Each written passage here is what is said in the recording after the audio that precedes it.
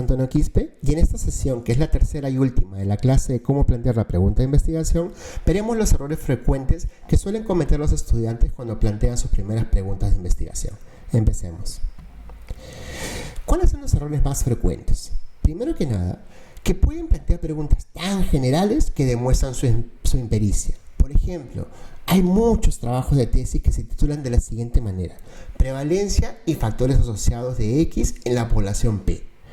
¿Cuál es el error acá? De que cuando dicen factores asociados, no me están diciendo específicamente cuáles. Y acuérdense, las preguntas de investigación o las hipótesis tienen que ser claras y precisas. Tienen que tener estructura. Tienen que decirme qué cosa van a investigar y cuáles son los outcomes. De esta manera, es preferible que ustedes se prioricen en una asociación entre un factor asociado y me digan cuál es con respecto a su variable de interés. Sí, solo si logran hacer eso, cuando planteen su plan de análisis, van a poder describir cuáles son las variables que van a entrar en su modelo y cómo van a ajustar esa asociación por los potenciales confusores de esa asociación. De ahí que es un error muy común plantear estudios de tipo factores asociados. Recuérdenlo, prioricen uno o díganme en todo caso cuáles son los factores que van a investigar. Hay muchos, los medidos y los no medidos. Los medidos estás obligados a describirlos y los no medidos a justificar por qué no pudiste medirlos. La pregunta puede ser tan específica que pierda relevancia. Por ejemplo, la prevalencia de la enfermedad tal en el pueblito o puesto de salud X. ¿Cómo vas a extrapolar lo que encuentras en una sola comunidad a las 200 comunidades del distrito?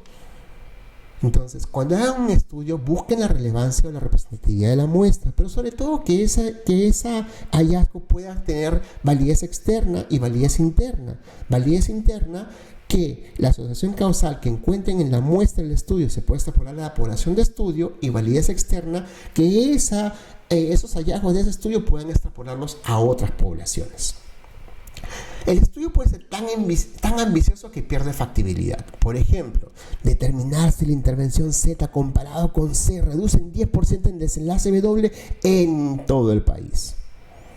Cuando me dices en todo el Perú, salvo que tengas un presupuesto en millones de soles, como lo que cuesta un censo nacional, por ejemplo, que cuentes con miles de entrevistadores y recursos y experiencia para poder hacer tu estudio, me estás diciendo que no has pensado bien la factibilidad del estudio y que no has planteado adecuadamente tu pregunta, o es muy ambiciosa. Mala justificación. Acuérdense, la justificación de su estudio tiene que ser cómo van a contribuir al conocimiento científico. El peor error que cometen los estudiantes cuando plantean sus preguntas de investigación es que lo justifican diciendo: no se ha hecho en el Perú. Hay miles de vacunas, miles de fármacos cuyos ensayos clínicos se han hecho en otras poblaciones y los utilizamos en el Perú. No porque no se haya hecho el estudio en el Perú, sino porque la validez externa de esos estudios es buena y tú puedes extrapolar esos resultados a nuestra población. Por supuesto que va a haber limitaciones, pero la idea detrás del ejercicio no es que una misma vacuna tiene que probarse en todos los países del mundo o en todos los distritos de todas las comunidades para recién saber si funciona o no funciona. Ese no es el espíritu del método científico. Es todo lo contrario. Entonces, nunca, jamás vuelvan a justificar sus estudios porque no se ha hecho en el Perú. Otro error importantísimo es que quieren medir efectos en estudios no controlados. Eso es un error garrafal. ¿Por qué razón? Porque para que tú puedas estimar el efecto de una intervención, necesitas a los enfermos y a los no enfermos, a los expuestos y a los no expuestos, en tu famosa tabla de 2x2. Si tú solamente investigas una columna de esa que vendría a ser los enfermos, no tienes comparador, no puedes estimar efectos de intervenciones. Otro ejemplo muy común, lo que usa la industria, por ejemplo, usa controles no adecuados. Te demuestran que este nuevo fármaco es mucho más eficaz y mucho más seguro que otro fármaco que ya sabíamos que no debemos utilizar nunca porque es más tóxico o es menos eficaz, en vez de compararlo contra lo que a ti verdaderamente te interesa. ¿Qué es qué cosa? El tratamiento de elección. Y si no existe un tratamiento de elección, contra mejor tratamiento de soporte. Y si no hay mejor tratamiento de soporte, contra placebo. Entonces, los estudios comparados con placebo se hacen cuando quieres investigar un nuevo tratamiento para una enfermedad que no tiene tratamiento. Si ya tiene un tratamiento de elección, estás obligado a compararla con ello y demostrarme que es mejor para cambiar mi estándar de cuidado. Entonces, la selección de los controles tiene que ver mucho con el marco teórico disponible en la literatura con respecto a tu intervención de interés. Utilizar un outcome no adecuado, por ejemplo, determinar si la intervención I comparado con C reduce en un 1% la mortalidad. Para todo efecto práctico, ustedes tienen que tratar de orientarse, de acuerdo a la literatura, cuál es el mínimo del efecto que es clínicamente relevante. Y ojo al guía, es muy importante que en los ensayos clínicos justifiquen ese efecto esperado como el mínimo clínicamente relevante, que es tu delta, a partir del cual tú vas a determinar si el intervalo de confianza, cruzando o no cruzando el delta, puedes decir que es no inferior o superior. Usar un lenguaje no controlado, plantear preguntas como la utilidad de I comparado con C en la disminución de O en la población P. ¿Qué cosa es utilidad? Hay cosas que se miden, el efecto, la eficacia, la eficiencia, la efectividad, que son conceptos comunes que los plantean los epidemiólogos para poder decir exactamente qué cosa estás midiendo. Utilidad no es algo que tenga una definición que tú vayas a medir. Por eso es importante que cuando plantees tu pregunta de investigación uses lenguaje controlado. Vamos a ver un par de ejemplos en detalle que son los siguientes. Idea de investigación. Digamos, probar que la capacitación de los médicos forenses como intervención para disminuir los errores en la determinación de la causa de muerte.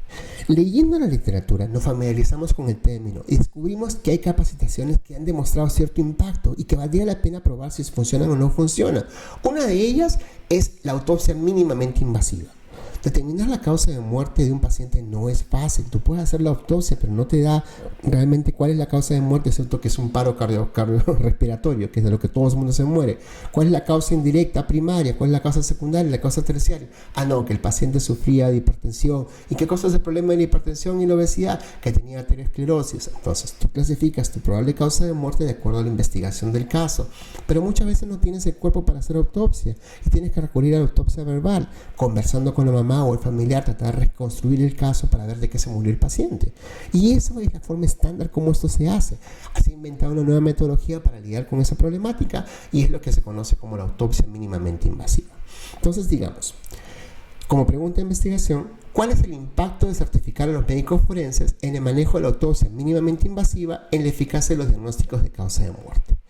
Cogemos esta pregunta de investigación, aplicamos la metodología PICO, aplicamos FINER, refinamos la pregunta de investigación, pedimos feedback por retroalimentación y producimos nuestro objetivo de estudio, que podría ser determinar si la certificación de los médicos forenses en el manejo de la autopsia mínimamente invasiva comparado con la autopsia tradicional mejora las tasas de diagnóstico de causa de muerte correctamente identificadas en la morgue central de Lima.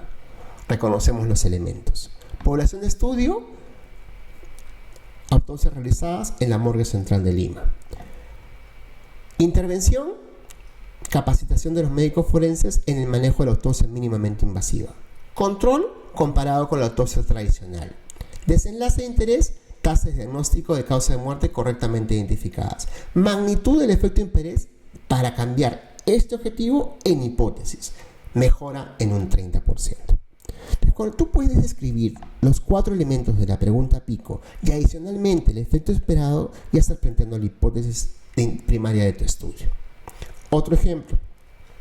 Investigar los factores asociados a la publicación de artículos científicos en estudiantes de medicina. Hay un montón de tesis de pregrado y maestría enfocados en este tema en particular y de hecho hay toda una línea de investigación generada por investigadores locales sobre el tema. Revisa la literatura, usa el lenguaje controlado, revisa los antecedentes previos y descubres, por ejemplo, que hay mucho que ya se sabe y hay cosas que vale la pena investigar. Por ejemplo, la afiliación a la sociedad científica de su universidad ¿incrementa o no incrementa las chances que un estudiante de medicina publique en una revista científica antes de egresar? A esta pregunta de investigación le vas a aplicar la metodología PICO, la metodología FINER y vas a producir el objetivo del estudio, que podría ser determinar ¿qué cosa?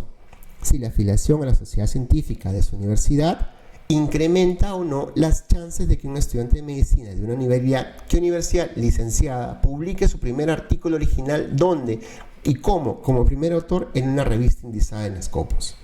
Mira el nivel de precisión y detalle de esta pregunta. Reconozcamos los elementos.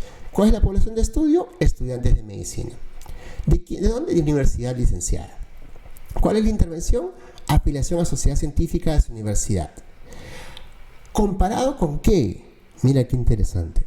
No está escrito, lo cual valdría la pena que lo agreguen, pero se sobreentiende que es comparado con no afiliación. Afiliarse versus no afiliarse. ¿Incrementa en qué? Las chances de que el estudiante publique. ¿Qué cosa? Su primer artículo original, no cualquier artículo, un artículo original, no como cualquier autor, como primer autor, no en dónde, no en cualquier revista, en revistas indizadas en Scopus. Entonces, cuando logran tener todo ese detalle y adicionalmente le añaden el efecto esperado, ya están planteando su hipótesis de estudio. Gracias por su atención. En la siguiente clase, en el siguiente módulo, avanzaremos con revisión sistemática de literatura y manejo de gestores de referencia. Buenas noches.